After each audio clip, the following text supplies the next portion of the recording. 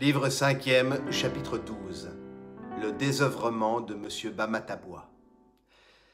Il y a dans toutes les petites villes, et il y avait à Montreuil-sur-Mer en particulier, une classe de jeunes gens qui grignotent 1500 livres de rente en province, du même air dont leurs pareils dévorent à Paris 200 000 francs par an. Ce sont des êtres de la grande espèce neutre, hongres, parasites, nuls, qui ont un peu de terre, un peu de sottise et un peu d'esprit, et qui seraient des rustres dans un salon et se croient des gentilshommes au cabaret, qui disent « mes prés, mes bois, mes paysans », sifflent les actrices du théâtre pour prouver qu'ils sont gens de goût, querellent les officiers de la garnison pour montrer qu'ils sont gens de guerre, chassent, fument, baillent, boivent, sentent le tabac, jouent au billard, regardent les voyageurs descendre de diligence, vivent au café, dînent à l'auberge, ont un chien qui mange les os sous la table et une maîtresse qui pose les plats dessus, tiennent à un sou, exagèrent les modes, admirent la tragédie, méprisent les femmes, usent leurs vieilles bottes, copient Londres à travers Paris et Paris à travers Pont-à-Mousson, vieillissent hébétés, ne travaillent pas, ne servent à rien et ne nuisent pas à grand-chose. Monsieur Félix Tholomyès, resté dans sa province et n'ayant jamais vu Paris, serait un de ces hommes-là. S'ils étaient plus riches, on dirait ce sont des élégants. S'ils étaient plus pauvres, on dirait ce sont des fainéants. Ce sont tout simplement des désœuvrés. Parmi ces désœuvrés, il y a des ennuyeux, des ennuyés, des rêvasseurs et quelques drôles. Dans ce temps-là, un élégant se composait d'un grand col, d'une grande cravate, d'une montre à breloques, de 3 gilets superposés de couleurs différentes, le bleu et le rouge en dedans, d'un habit couleur olive à taille courte, à queue de morue, à double rangée de boutons d'argent serrés les uns contre les autres et montant jusque sur l'épaule, et d'un pantalon olive plus clair, orné sur les 2 coutures d'un nombre de côtes indéterminé, mais toujours impair, variant de 1 à 11, limite qui n'était jamais franchie.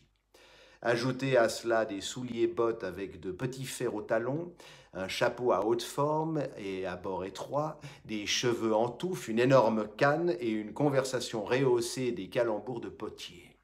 Sur le tout des éperons et des moustaches. À cette époque, des moustaches voulaient dire bourgeois et des éperons voulaient dire piétons. L'élégant de province portait les éperons plus longs et les moustaches plus farouches. C'était le temps de la lutte des républiques de l'Amérique méridionale contre le roi d'Espagne, de Bolivar contre Morillo. Les chapeaux à petits bords étaient royalistes et se nommaient des Morillos. Les libéraux portaient des chapeaux à large bord qui s'appelaient des Bolivars.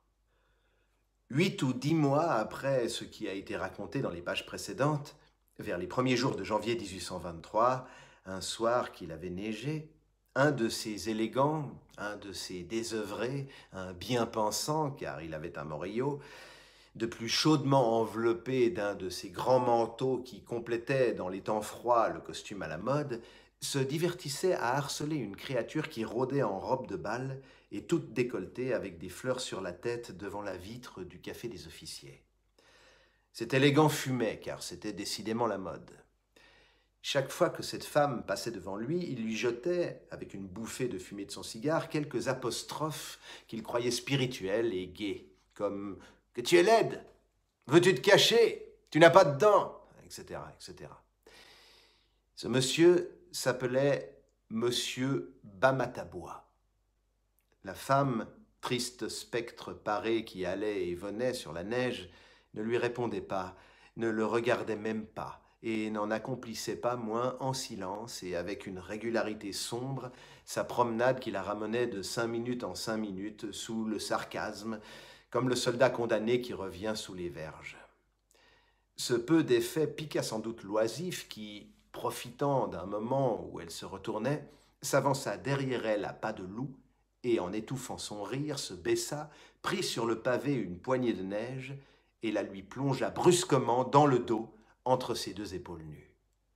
La fille poussa un rugissement, se tourna, bondit comme une panthère et se rua sur l'homme, lui enfonçant ses ongles dans le visage avec les plus incroyables paroles qui puissent tomber du corps de garde dans le ruisseau.